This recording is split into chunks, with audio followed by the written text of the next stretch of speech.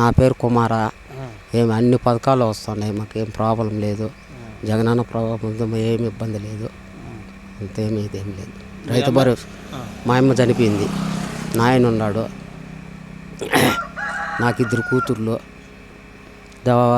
పూరింట్లో ఉండింది.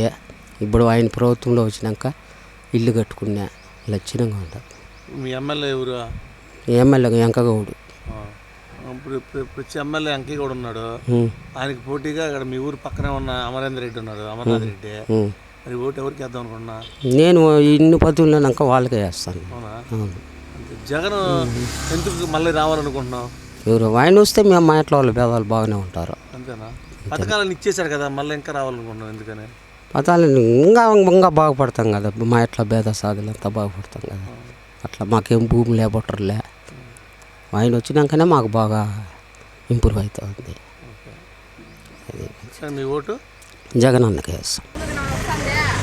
పథకాలన్నీ వస్తున్నాయా? ఏమొచ్చింది నీకు ఇప్పటికి పథకాలు? ఏం తీసుకున్నావు? నేను పింఛన్ ఇస్తారు, పింఛన్ ఇస్తారు. రైతు భరోసా పడలేదా? రైతు భరోసా మొన్న పడిండే 2000.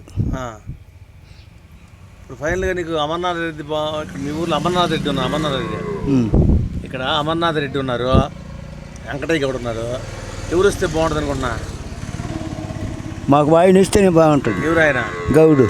మరి రెడ్డిగా మీ అమర్నాథ్ రెడ్డి మీ ఊరు పక్కనే కదా, మరి ఉంటే మాకేం లాభము? అంతేనా? మేమేము అమ్మ చిలకన. Like and subscribe Eagle Media Works.